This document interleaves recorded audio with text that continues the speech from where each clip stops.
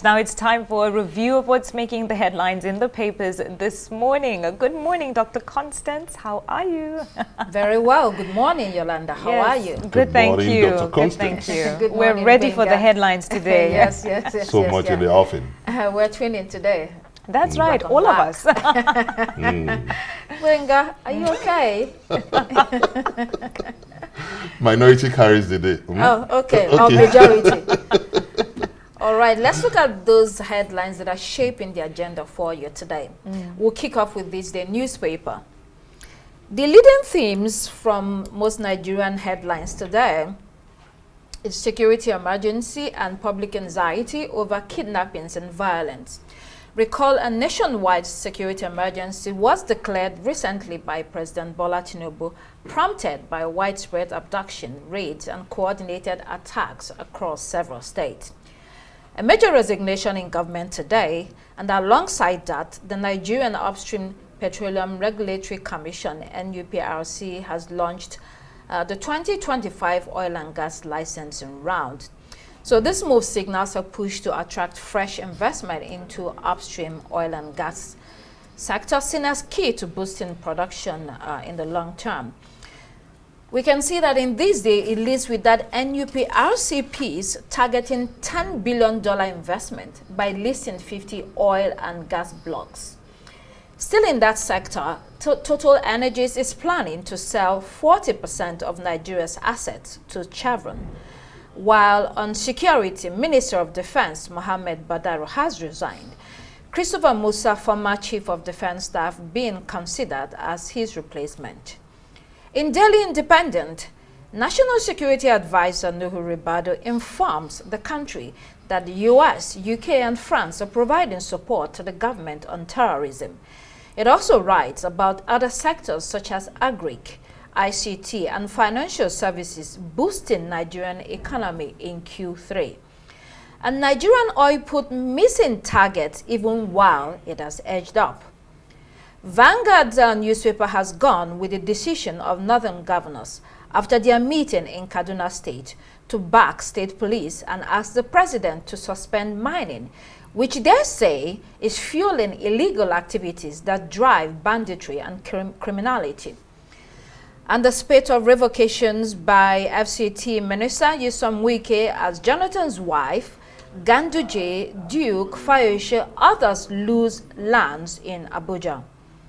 Vanguard also reports on Guinea-Bissau politics and recent disputed elections, with news that Nigeria is protecting the opposition candidate Fernando Diaz da Costa at the embassy in Bissau.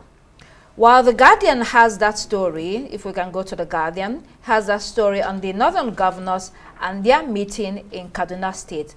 A lot of decisions taken at that meeting, which we will be discussing later. Leadership turns attention to NSA Nuhu Ribadu, promising that the abducted students from Niger State Catholic School will be returned soon. We know that the students were abducted and they are still in the den of those kidnappers. Daily Trust reflects on banditry, reporting that Kano is the new frontier. And Oshu 2026 Governor Adeleke no longer interested in PDP ticket. New Telegraph quotes former Ambassador Joe Keshi as saying that some of the people in President Tinubu's ambassadorial list should be in prison, not on the ambassador's list. And former President Obasanjo reportedly ready to testify in court in the $6 billion Mambila fraud. Finally, in New Telegraph, Nigeria's economy recorded 3.9% growth in Q3. And let's go to Daily Sun newspaper, where it reports that Governor Peter Mba of Enugu State is stepping up fight against insecurity by launching high-tech drones and patrol vehicles. And anxiety in Kano over an influx of strange commercial, bike, and tricycle operators. In all papers in general, media coverage suggests growing demand for transparency in how security, oil, and economic policies are carried out, reflecting public frustration and skepticism. For many Nigerians, these headline issues are not abstract. Fuel, security, stability, and inflation directly affect livelihoods, making the stakes of today's front page stories very real. Let's move on to the international headlines. We can start with the Times. In the United Kingdom, many papers lead with the resignation of Richard Hughes, who is the head of the Office for Budget Responsibility, after the body accidentally published the government fiscal forecast before the official budget statement. The early leak is described by the OBR itself as the worst failure in its 15-year history. The resigning of the watchdog chief has triggered political fury. Opposition parties and right-leaning papers accuse the government of misleading the public about the true state of public finances. The Times leads with that resignation story, followed by Daily Mail, which blames Rachel Reeves, saying the OBR chair is a fall guy for Reeves' lies. The Daily Telegraph screams Reeves clings on as OBR chair is silenced or chief, while our newspaper reiterates that the OBR chief was forced out after appearing to contradict Reeves on the so-called budget black hole. The Independent has the Prime Minister Keir Starmer forced to publicly defend Reeves, stating emphatically that his government did not mislead anyone on the budget black hole. The Guardian reports that former MP Tulip Sid Siddique has been sentenced to jail for 2 years by a Bangladeshi court, and the Attorney General calling on Farage to apologize to contemporaries who he had racially abused. Daily Express pivots to the consequences of Brexit on the UK and how it has hurt the economy, with the Prime Minister admitting to seeking closer ties to Europe. Metro.co.uk goes with a rather messy row between football legends Lineker and Robinson after Robinson posted a video of the former on holiday with a young woman. The Financial Times reflects on the flood zones in Asia where cyclone has killed over 1,000 people. A photo of Sri Lanka there with people wading through the water. In summary, many front pages have framed economic prospects as fragile, linking fiscal policy, market sentiment, and public trust, meaning the budget scandal could have broader ripple effects. Worldwide, we have diplomatic efforts continue on US and Ukraine to find a peace deal.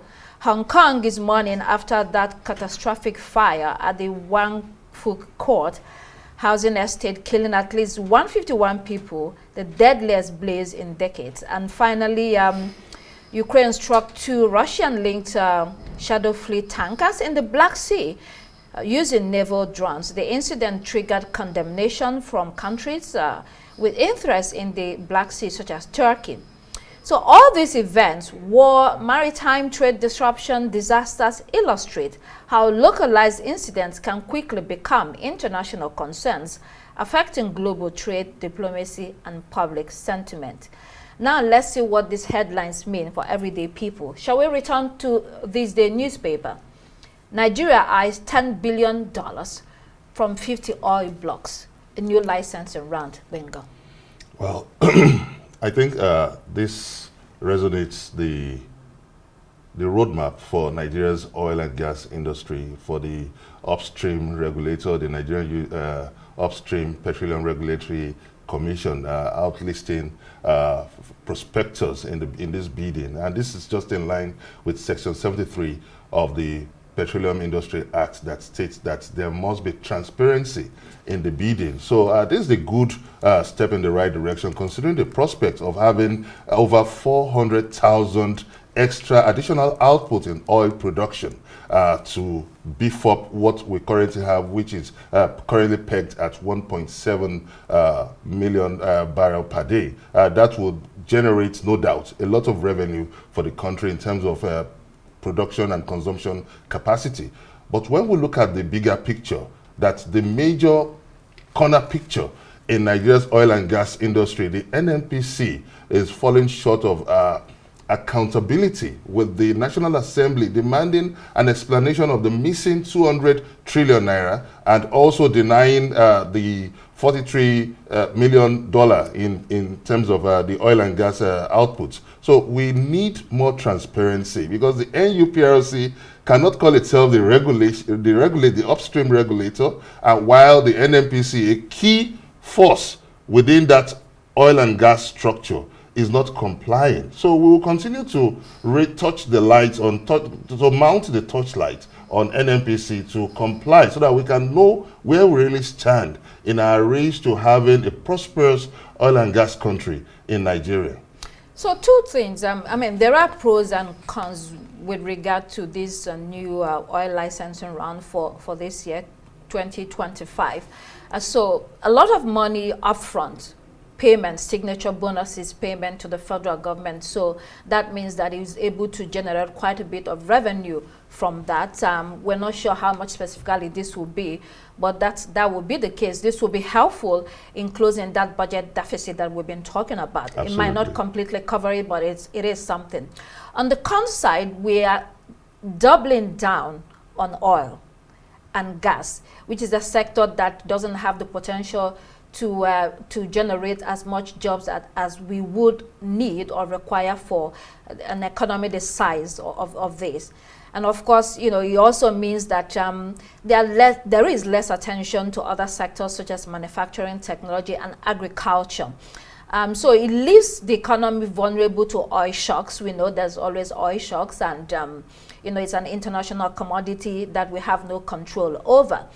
The other thing is that after the licensing round, it takes, you know, a couple of years, 3 to 7 years, or even more than that, depending on the case, for exploration, appraisal, development, production, before at the end of the day you begin to really earn real revenue from this oil licensing round.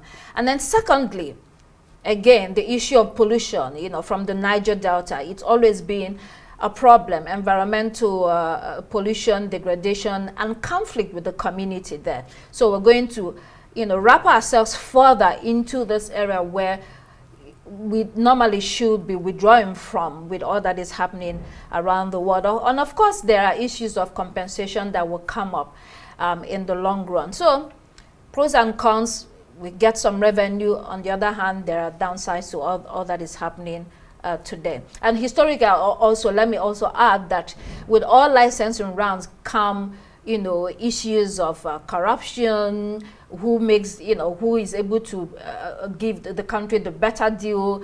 Do you have a round that is open, that is not opaque, that is transparent, that everyone can see? To be enforced. The Petroleum Industry Act needs to be enforced, especially Section 73 of the Petroleum Industry Act. So we need the gatekeepers to be alive to their responsibility to ensure that is being obtained. Because sometimes after the oil licensing round, you have conflicts about who was able to acquire this oil block and that oil block. So in this particular case, you want to see a situation that is transparent so that you don't have those kind of conflicts that come with it. Okay, let's go to the second story in this day, which is Defense Minister Mohammed Badaro has resigned. And former Chief of Defense Staff General Christopher Musa is a likely replacement is being reported. Yolanda, any thought on that? Definitely a lot of thoughts. I think we were speaking off camera during the breaks, on and off, about all the changes that have been going on lately. Benga, if you remember, part of what we spoke about was how this deployment to Kebbi State for the current Minister of State for Defense, why it was the Minister for State and not the Minister himself. And I guess now we are starting to see some of the reasons why. But it leaves a lot of questions. Who exactly is the next likely candidate? I mean, Benga, I don't know if you have anything you want to say about that. More than ever, I think a time comes in the life of every race when people are driven by the pains and collective aspirations to stand together in unity and in truth. And that time is now. We are riding on the quick wings, and a lot of revelations are going to come out. The head of the nation's defense architecture is resigning at the most critical moment in Nigeria when it's set to put it, to challenge the threat of insecurity headlong. We listened to the governor of Gombe State, who also doubles as the chairman of the Northern Governors Forum. He mentioned three things that I found most instructive, and that is the challenge of minors, illegal minors, the religious intolerance, and also farmers' herders crisis. And they had come up with a communique that talks about the suspension of minors. So we're going to talk about that in another story. So let's just finish with Badaro. That's an extension of the next story we're going to talk about. Okay, so to just finish off on that, I also just want to point out that, the CPC designation has brought a lot of situations to light, and Nigeria is at a pivotal stage, just like you're saying, Benga. It is at a pivotal stage in its history where the story is now being rewritten, and it's now time for pertinent changes to be made in these places of power. I mean, according to the story, it was reported that he resigned. Yes, due to health issues. Health grounds. Yes. Well, he was present at the Northern Governors, the Northwest Governors Forum on Saturday, and where he delivered a speech. But unfortunately, that is turning out to be his his last speech as Defense Minister. In the coming days, the sense is that we're going to hear more about what is actually going on, because a lot is unraveling. And a lot of things are also being coupled back.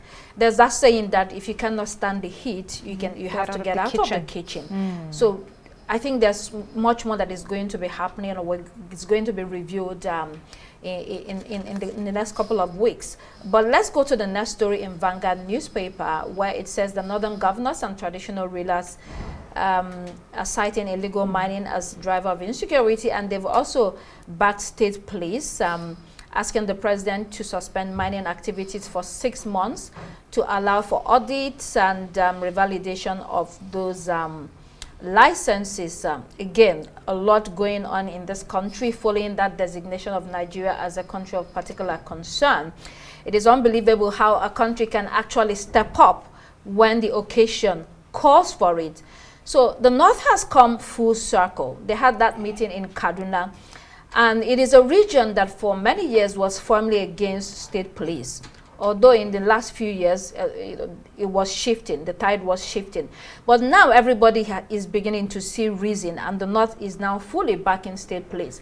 And when it comes to illegal mining, which it says is funding criminal activities, this is a significant step by Northern Governors, telling the president to suspend licenses for 6 months to allow for audits so that everything will be cleaned out. Effectively, they are conceding that powerful networks involving local elites, foreign actors, and armed groups are profiting from this unregulated exercise, extraction of gold and other minerals using bandits as protection and labor. So the narrative is now shifting from purely a problem of security to a problem of ungoverned spaces, federal oversight, resource governance, corruption, and an economy of exploitation that is going on in this country. This has been going on for a couple of years, but we weren't talking about it much. But this insecurity has pushed us to a stage where now the Northern Governors are saying we need to do something about this. If not, the region will collapse, and the future of that region is being threatened by all that is going on.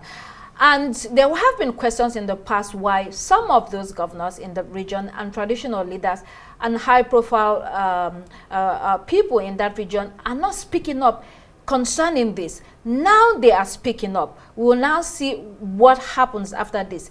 Is the president going to respond by suspending those licenses? What action, what decision would the president take regarding this? But this is a full circle moment, and definitely there's a lot that's going to come after this. Okay, I think when we look at what the Northern Governors have expressed, the issue of religious intolerance, the issue of the need to suspend illegal mining activities, and also the need to curb the excessiveness of the farmer intrusion on the herders.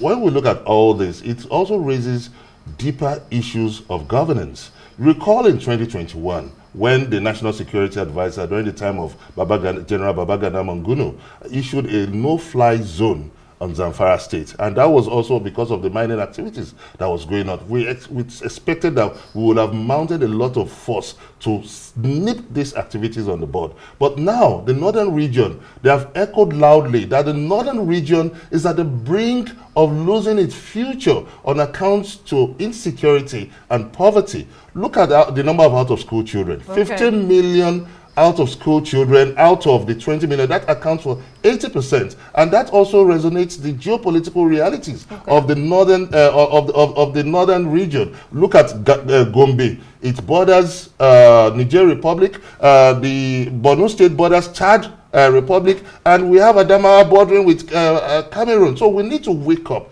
with the geopolitical dynamics of the reality that governs the northern zone, and there is a need for a quick intervention in a desperate polity that calls for an urgent reform. There is a need. We cannot afford to play politics with issues like state policing and many other resolutions that have come out from this Northern Governors Forum meeting yesterday. Let's start with the Vanguard. FCT revokes over 1,000 licenses, and we have, you know, high-profile people such as Mr. Fayose, former governor in the Southwest, and a couple of other people whose land have been revoked. And the reason is that there is failure to process the necessary documents on this land. So what Minister Nyesom Wike is saying that is that no one will be spared, irrespective of profile and status.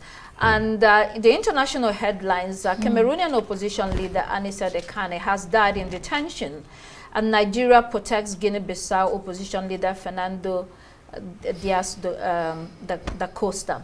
South Africa says it is a founding member of G20, and it's essentially insinuating that it will not be bullied by the United States of America and will continue to participate in the activities of the G20, you know, after the U.S. president threatened that it will not be invited next year. And finally, former UK MP Sidik Tulip, who is niece to Sheikh Hasina, former Prime Minister of Bangladesh, has been sentenced to 2 years in absentia in Bangladesh, Yolanda.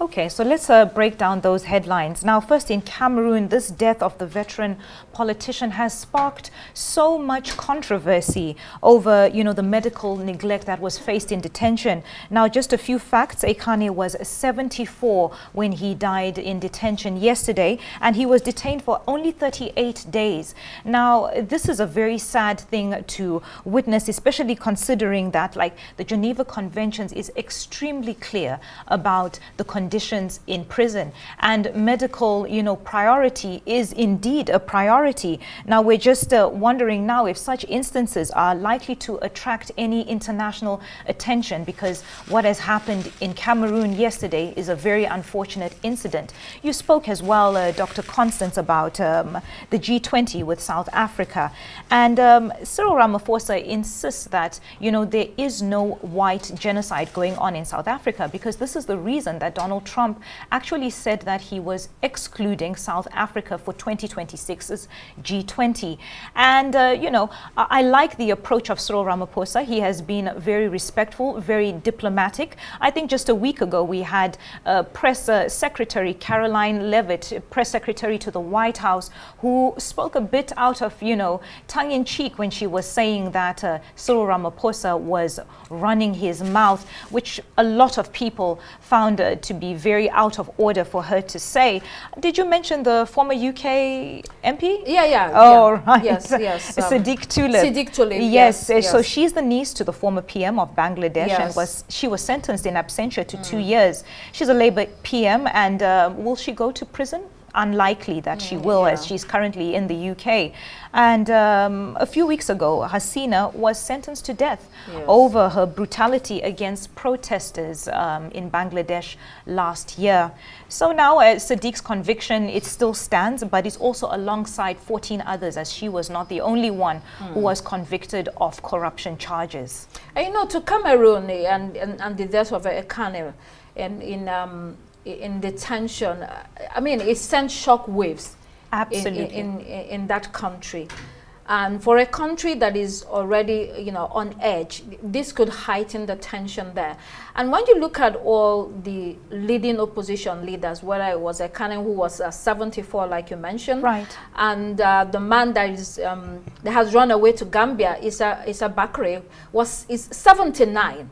You know, you have to ask the question: what's happening in Cameroon that, you know, most of you know, the opposition leaders are well advanced in age? Where are the youth of Cameroon? Across the world, you see Gen Z protests in different countries, whether it's Morocco, yes, whether it's Kenya, which other country? Madagascar. The other day were able to Bangladesh. To topple Bangladesh. Madagascar, they were able to topple. The president had to run away from the country. And so you look at Cameroon, next door neighbor to Nigeria, and it's such a dark cloud hanging across over the country, and it's sad what's going on there. And as for Siddiq, who is a former MP in the United Kingdom, you mentioned she was, or she is, a niece of former Prime Minister of Bangladesh, Sheikh Hasina, who has been sentenced to death. She says that she wasn't given the opportunity to defend herself or against corruption allegations, and she says that this is because she's connected to Sheikh Hasina, and so this shouldn't stand. You know, she will not serve. She's in the United Kingdom. She will not serve that sentence, likely not. And finally, to South Africa, G20 and the US, G19. No, it's not going to be G19. I don't think so. I mean, President Trump is President Trump. And in this instance, we can also see that President Cyril Ramaphosa is President. Yes, Ramaphosa standing up for very South diplomatically. Africa. Yes, absolutely. I like it. So we have less than a minute. Benga, do you want to wrap this up for us? Yeah. Any thought quickly? There's a lot of comparison now between when we can make a lot of comparison when President Cyril Ramaphosa of South Africa is responding to Trump's rambunctious and what I would call imperial tendency, and what the President Tinubu of Nigeria, the way they are responding. So we can see that a time has come when Africa needs to tell its own story, because there is a need for us to stand together. We have a lot to benefit. Right. One person cannot just come and say he's barring someone or suspending someone from participating in a forum that he was even part of, the country was even part of the founding member. It's quite preposterous, if you ask me. All right, those were your headlines for today.